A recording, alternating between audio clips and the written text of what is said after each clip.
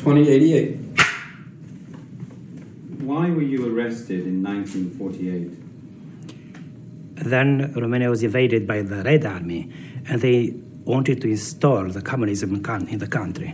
For this, they had to arrest the politicians, the classic political party, and at the same time the generation of intellectuals and students. Because we made a position, we had a Christian education, and we made a position not violently, but only spiritual and ideological opposition. Then they decided to arrest the intellectuals and the young students and the schoolboys. I think we were arrested around 20,000 young students and schoolboys. What were the ages of some of these people? You say they were schoolboys. Between 16 and 22 years. When you were taken to prison, how were you treated? What was done to you? Oh, in this time, the treatment in the prison was very hard. They killed many people. Generally, we were arrested around 1 million people, and from this 1 million people, more than 200,000 were killed, exterminated by hunger, torture, forced labor, and despair. What did they do to you? Could you give some examples of what they did to you? Yeah, for instance, we were in Pitești prison, the students, and they started a special re-education, brainwashing for us. This brainwashing consisted in torture, in denunciations by our parents, friends, and all people we met when we were free. And so after 40 years, many of us were killed, many of us were foolish men, many of us were very sick, and few of us were normal people. Did they actually beat you? break? Why were you and other people arrested in 1948, and what sort of numbers were involved? In general, we were arrested more than 1 million people. Intellectuals, scholars, professors, students, and schoolboys. And from this 1 million, more than 200,000 people were exterminated by hunger, forced labor, torture, and despair. Why were they arrested? Because the Red Army wanted to install the communism in our country, and we had a Christian education, and we made a spiritual opposition, a philosophical opposition, and they treated us with violence and torture. But you hadn't taken out direct opposition. You hadn't gone onto the streets to fight them. No, we made opposition only inside the university, because they wanted to introduce the communists in university as obligatory discipline. And we asked them not to introduce the politics in the university, to let us to study and to worship Jesus Christ and the God. What did they do to you and other people inside the prisons in that period? They tortured us during the interrogation. Many of us died, and after also they tried, especially about us, the young people, to make special pressure to wash our brain, to transform us from Christian in anti-Christians, to oblige us to denounce our friends, our parents, and so on. And many of us died in prison. Many became foolish people, and many are sick until now. Very few are normal people now after this period. Was it psychological pressure, or was there also physical beating? Physical and psychological also. Hours and days and years we have submitted to this pressure, psychological and torture. For this, many of us died. Were Soviets involved in this? Yeah, always the Soviets was the counselors and chiefs of the Minister of Internal Affairs and Economical also. The counselor and the chief of Internal Affairs, Minister of Internal Affairs, was Russian general. Patyusha, his name was Patyusha. And in the prisons too, were there Soviets? No, they were only counselors. They didn't intervene directly in our torture. But they gave the pattern of attack, mental and physical? Yes, naturally. Could you actually just say that in a statement? Yeah, really, they were the people who... excuse me, stop. Sorry. I will... Speak. Market. Slide 290. Could you give us an example, a specific example of psychological pressure that was brought against you inside prison in Romania? Yeah, I was in Pitești in 1950, and one day in my cell entered 3 guards and other 2 people, I didn't know them, and they started to beat me at the beginning, and afterwards they asked me about people I met during my freedom. I refused to make declaration. They started to beat me longer, and during 2 weeks I was submitted to this interrogation day and night. I had no time. I had no permission to lie or to sleep or to eat. 2 weeks. Only one day once a day I was allowed to eat, and all the time they put me questions. After 2 weeks I was already crazy. Did you break down? Yeah, I break down, yes. And all people break down. Did you confess to things you didn't do? Yes, I confess all. And all people confessed. We were in this prison 2,000 people, and many of us died and became crazy after having made...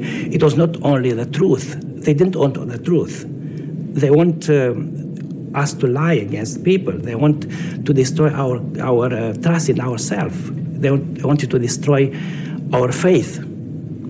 It was like a black liturgy. The whole liturgy was made inverse. I don't know exactly how do we call it in English, but we started the liturgy from the end to the beginning. It was a black liturgy. They wanted to destroy us, our faith, our hope, our soul. And they succeeded for a long time. Was this pattern of brutality, was this learned from the Russians, taught by the Russians? Yes. All this experience was made in Russian. And if you read, for instance, the pedagogical poem of Makarenko, you'll see that the methods were used by him, only he gave them humanitarian aspect. But they applied this in prison, in our prisons in Romania, with all the brutality Makarenko applied in Russia. How long did you spend in prison in your whole lifetime? How long did you spend in Romania? 21 years and 6 months. What periods of time were you in prison in Romania? I was in prison between 1948 and 64 for the first time, and the second time I was arrested in March 79 and was put free in August 84. And afterwards I had a year of house arrest with all my family. What sort of things did the communists do to organize religion and priests and religious institutions in the Stalinist period? Will you repeat the question? Yeah, we'll raise the airplane. Yeah. Marcus, Lake 2091. Could you describe some of the things that were done to you in prison, in your 1980 prison? Yes, I want to mention that between my first period of imprisonment and the second period, there was no difference. The torture, the brutality was the same. For instance, in 1980, I was very sick in the hospital prison Jilava. And one day I was praying in my cell. I'm a priest, and I wanted to accomplish my duty to God. I was praying, I was very sick, and a guard rushed in my cell. He started to beat me with his stick, yes. My hands were like that, and I refused to take my hands off, and he beat me very cruelly on the head, on the back, on the heads, And the next day, my hands were completely black. A doctor came in my cell and asked him if the torture is allowed in the prison. And the doctor answered me that he's there to cure my sickness and not to intervene in my connections with the guards. Was there anybody in authority? Sorry, that was perfect. Actually. Mark it. Slate 2092. Who ordered your arrest in 1979? In 1979, I was arrested by the order of Ceausescu directly, and he asked the secret police to exterminate me in the first 2 years of imprisonment. But God protected me because God is better and stronger than the man. What was the policy of the Communist Party towards religion, organized religion, in Romania in the Stalinist period? The communists tried to destroy the religion by two means, by brutal means and by compromises. So the first hierarchs were killed, poisoned, or killed in prison. The second generation started to make compromises, and the third generation, the actual generation of hierarchs, are completely submitted to the communist regime. If a priest tried to protest or tried to make his duty, as Jesus Christ asked us, the first to hit him are the hierarchs, and afterwards the communism authorities intervened and arrested them. For instance, I was defrocked. I was chased from the monastery, from the church and from the school, so I was given without any ecclesiastic protection at the hands of the secret police who arrested me. So the church authorities are essentially completely submissive to the will of the Yes, Communist Party. the church authority is completely collaborating with the communist regime. Not only the Orthodox Church, who is the stronger, but even the Catholic Church and Baptists and so on, the official leaders are collaborating with the communism. During the Stalinist period, do you know roughly how many priests were killed? I think around 500 people were killed in prison. Who were priests? Priests, Orthodox, Catholic, and Greek Catholic. They were killed, and many pastors. What happened to churches, the buildings? Yeah, the buildings are destroyed. Ceausescu, in the last 2 years, only in Bucharest, Ceausescu destroyed more than 20 churches, and he declared officially that he wanted Bucharest to be the first capital in the world without God, without churches. He made this declaration, and he tried to accomplish it. Were some of the things that he destroyed in Bucharest, some of the churches, were they valuable? All the churches were very valuable because Bucharest is our first capital, and all the churches were very old. They were historical monuments, and they were well destroyed by Ceausescu. He wanted to destroy all the civilization, the culture, and to install a new civilization, a communist one, epoch of Ceausescu.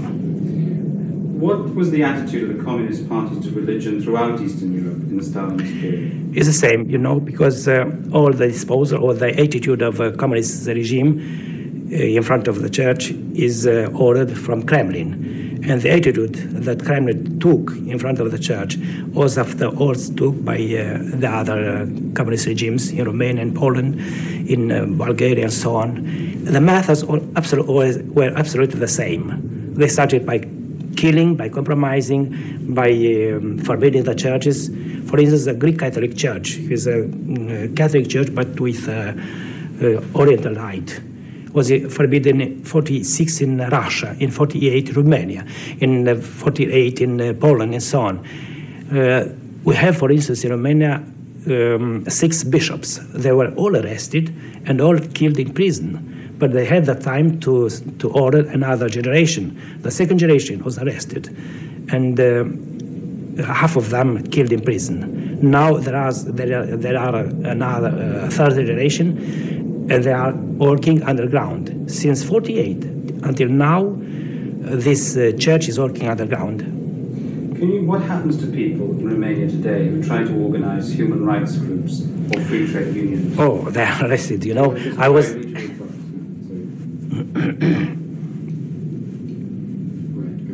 Okay.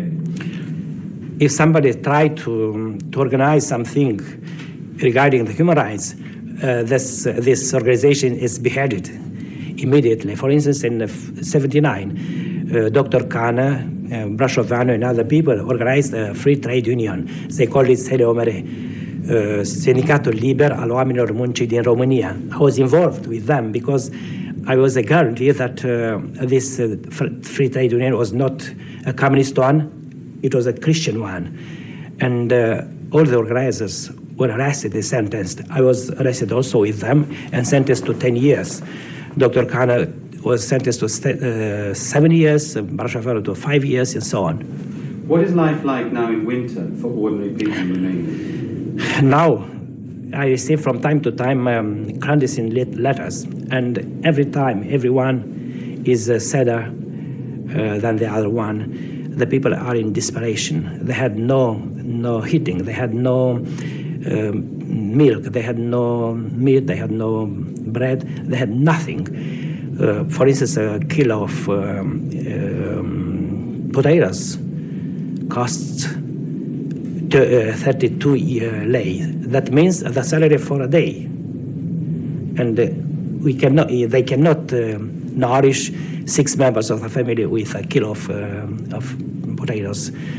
And the desperation is very big. They ask us to protest, to tell the truth about the situation in Romania. No heat, no electricity, no bread, no milk. The children die in house or in hospitals. They had no cure, no medical cure. Could you tell us about the children who died in the Bucharest hospital? Yes, I can tell you. I was in Bucharest in 84, 85. Yeah. Could you tell us about the children who were killed in the Bucharest hospital? Yes, during the winter between 84 and 85, I met a doctor.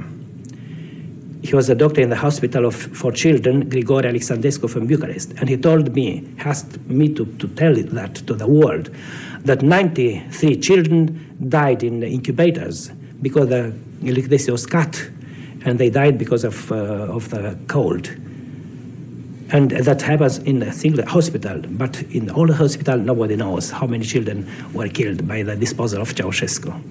If Ceausescu were to fall tomorrow and Romania was to go back to a more normal communism, how free, how happy would the people of Romania be? I think there will be a certain joy in Romania, but immediately the followers will install the same situation. We don't believe in the human face of the communism. Our experience of 70 years in Russia, of 40 years in Romania, demonstrated that communism cannot have a human face. So can communism be reformed, do you think? I don't think so. Why? Because the principle of communism is that the communism has no faith. They destroyed the religion. They denied all the moral principle of Christianity, and they put nothing in replaced by nothing, only by terror, by this new class of leaders who try to enrich their life and to have a very, very good life without taking care about the people who died. And not only Romania or in Russia. You know, Afghanistan, the wall of Berlin, nothing changed with Gorbachev. And now, glasnost and perestroika are only for export. In Russia, they didn't use the words now. Thank you very much. Thank you. Just hold for a minute. When you told the story of 93. 2093. Tell us something. Ceausescu export electricity, food, and all things on the expense of the people, because he made big debts to the Western people, to the Western country and the banks, and he decided to pay these debts on the expense of the people. For this, children are died in prison, in hospitals. He cuts the electricity. This electricity exported in Bulgaria and other countries, and last time in the country, for instance. They have electricity only from Friday until Sunday night. In the rest of the week, they had no electricity. no possibility to prepare the food, no possibility to heat the house, and so on. The situation is very difficult, very hard, and the people is in desperation. For this, they went out, go out in the streets. They are protesting, like in Brașov and other towns in Romania. What was one of the consequences in Bucharest, in the hospital there, of the energy export and the energy cuts in the country? The children died in incubators. They had no medicines. They had no food for the people.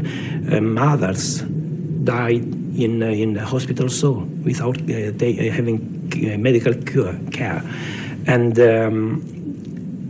doctors cannot make operation. They had no electricity, no light. Many doctors are operating with lamps with gas or candles and so on.